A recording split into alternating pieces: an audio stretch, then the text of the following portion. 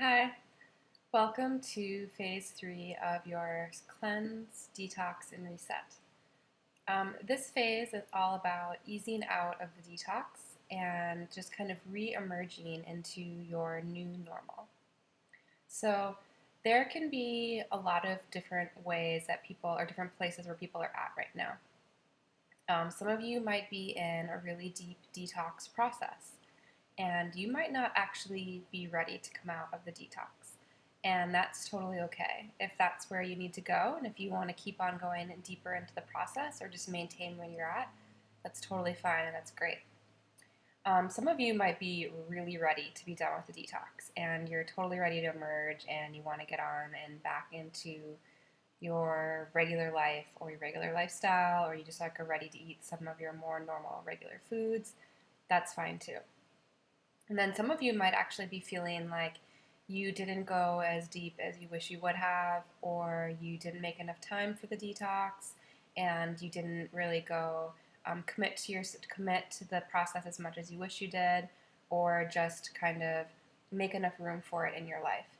And that's an important thing to look at too, especially if you want to make this part of a regular seasonal habit, a seasonal routine as part of your healthy lifestyle. It's something worth noting.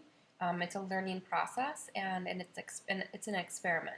So the next time around, you can use that as a powerful tool to support you in how you want to plan ahead and prepare and go into the next detox or reset that you want to do when you're more able, ready, or inspired to do it. So wherever you're at, now is just a kind of a time to like get into the place of getting ready to emerge and just kind of slowly exiting away from the detox mode and just easing back into a new or even a new normal. Could be normal, but it could be a new normal for you. So part of that is just kind of really kind of playing with it as like a slow process. It's like a dance, and it's you're kind of going towards what's new and pulsating back towards what you experienced in this time. You know what's new and what's also where you need to be in the detox mode. And so it's just kind of it's a very fluid process. It's a very much of a dance. It's a learning experience as well, and it's time to integrate what you experienced in the detox to bring that and carry that forward into your new life, your new normal, which is also a really important part of the process. So, part of that is really go easy, go slow, be very mindful and aware. It's not something that you're just going to jump from having a detox into back into eating out at restaurants and getting back into a busy social life and da da da da, like whatever was happening before the detox. Instead, it's going to be a very slow, integral process. um, be patient with yourself too. It's not something that you need to do perfectly or there's like a right or a wrong way to do it. It's a learning experience. One of the ways to kind of keep in check with yourself of what you need and where you're at is to keep looking at your tongue and to notice like what's going on in your tongue, using that as a tool to help notice how much your body is still detoxing. If there's a big white coating on your tongue, that's called ama in Ayurveda, and that's a sign that the body's really in a detox mode and is really purging stuff from the system. So even if you feel ready to be done with a detox, your body's not. Your body's still in that detox mode, and you need to honor that. Just kind of really stay with the detox diet as much as you can and incorporate some of those herbs and spices that I mentioned before, using like fresh raw ginger or the cumin, coriander, and fennel tea, eating those spices and cooking with them as well. And that's going to support the Agni, the digestive fire, to be strong and really kind of help to burn those things off and help the body to detox. Make sure you're also still eating your dinners early and light and making lunch the main meal of the day. Make sure you're not snacking. Snacking is sure to really influence or cause more ama. So you're just having water in between meals. And making sure that you're staying hydrated and just drinking a lot of warm water between your meals. Um, it's also really, really important that you stay with the habits. Whether your body's still detoxing or not, it really actually is. And even if you can't feel it, if you're not as attuned to it, or if you're not having the signs on your tongue, your body's still in a process of releasing things physically, mentally, or emotionally, energetically, subtly. So you need to support yourself in allowing that as being part of the process. So maintain those habits, those really essential self-care tips that I've given you. Make sure that you're having a quiet evening and giving yourself to wind down at night, going to bed early, getting plenty of rest and some really good sleep, waking up in the morning, having a moment to really kind of presence the day that you want ahead, setting intentions, maybe saying a prayer, doing a meditation, scraping your tongue, flushing your channels, having like some warm water, having a good bowel movement, doing some breath body practice, some exercise, going for walks, and keeping the schedule really, really simple. So these are all important things to kind of really help yourself maintain a place where even if you're integrating new foods, you're supporting yourself in that transition and in the detox that's still happening, even if it's ever so subtle. Um, it's also good now to start introducing fermented foods, especially if you haven't been having those during the deeper detox, whether or not you've had them before pre-detox time. It's really good to incorporate fermented foods into your diet. And the best one for that being a raw sauerkraut. You can make it yourself, or if you purchase it at the grocery store, it'll say on the label that it's like a living raw food with no vinegar. It's not heated, and it's just cabbage fermented, living with a lot of really beneficial probiotics and really great bacteria for your intestinal biome, basically your microbiome. So it's something that will support you in having a really healthy, strong digestive system and supporting you to have a healthy gut flora for breaking down food, assimilating it, and maintaining that balanced digestive state. You can also take probiotic supplements found at a health food store or um, what does it call it? Not a pharmacy, but a place where you buy herbal medicines, that type of thing. So you can get the probiotics there, and you can talk to an expert, usually that is working at the store, of what would be the best one for you. But just a healthy probiotic to bring in and like rebalance and really create that good environment that you need for your gut. As you're introducing new foods, you want to do it really, really slowly and just like move slowly on the spectrum from where you're at, where you've been in the deep detox, to reintegrating to like a more normal state. So if you were having mostly liquids, especially if you're having really lighter liquids, then you would just start having a little bit of heavier, more still kind of liquid type food. So that could be heartier soups or more stew type foods. So if you were just having mostly regular soups, then you might just have maybe a thicker vegetable soup, and maybe you might even add just like some cooked quinoa to it, or some like light grains.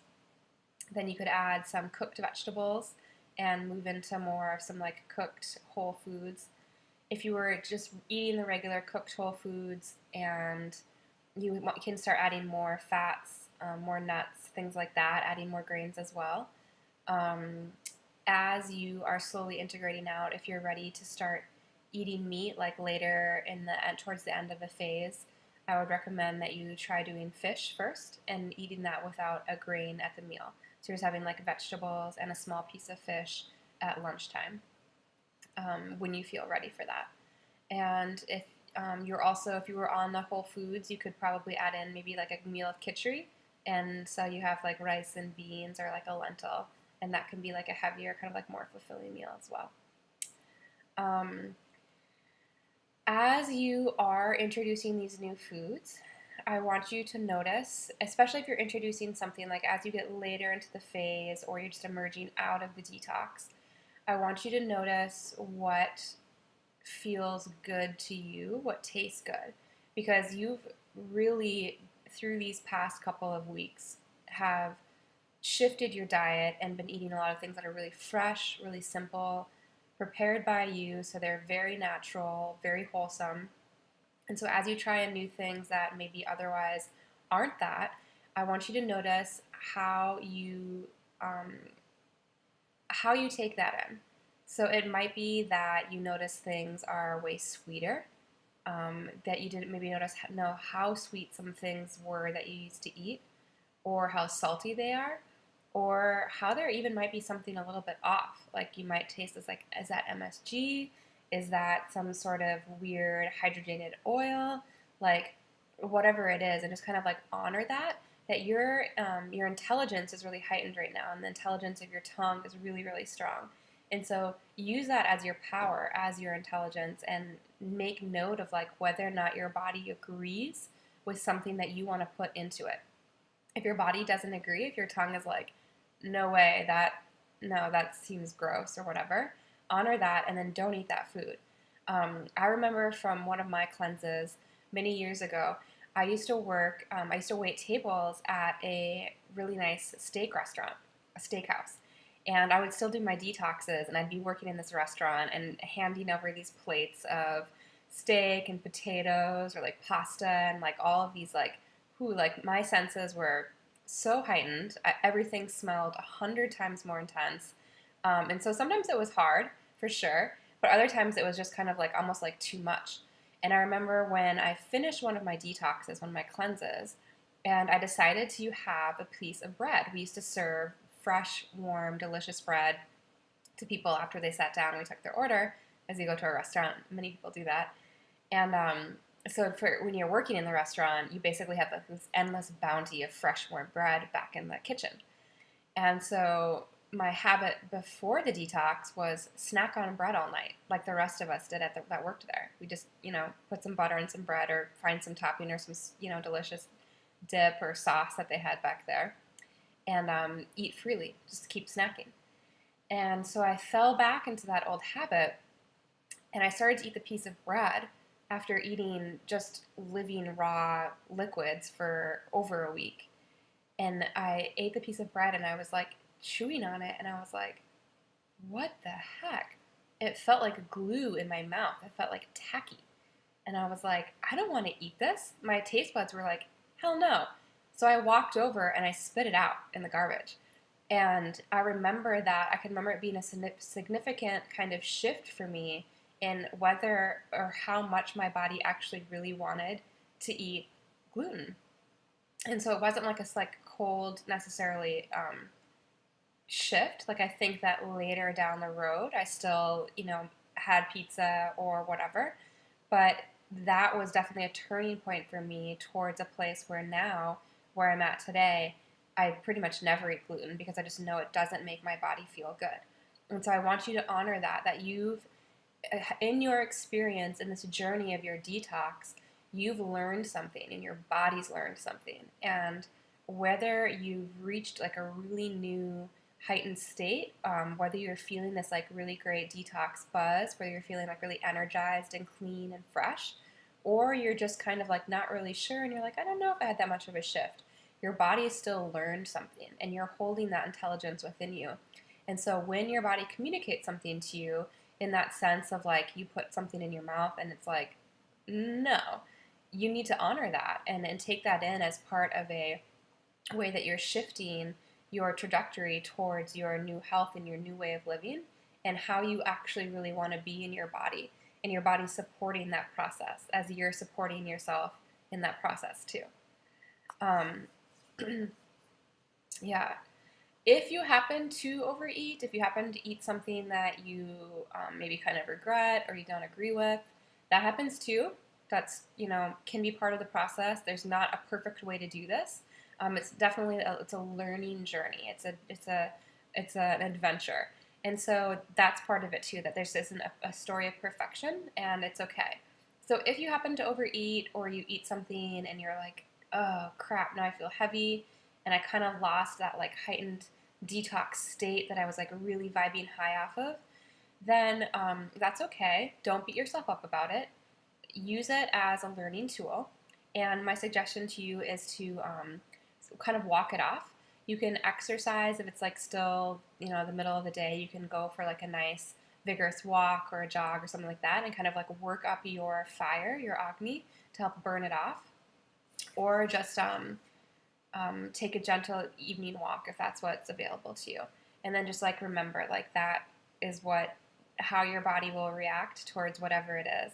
And the second part is do what you can to plan ahead so that it doesn't happen again. So if you need to be, how can you be more supportive to yourself to prevent that from being like too much of a relapse or too much of a rebound? So plan your meals ahead, use your meal planner, make sure you have your grocery list, and then prep the meals that you need to in advance. So if that means preparing something the night before or that morning or for the next couple of days, but like getting yourself set up so that you don't feel you're not as challenged in those moments and you have what you need to take care of yourself.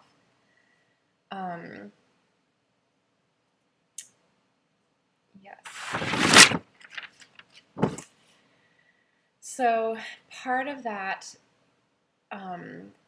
is also using the herbs and the spices as you need to, using the practices that will support you in preventing you from having an experience of a relapse. And that's part of why you also want to maintain those essential self-care habits and like daily rhythms.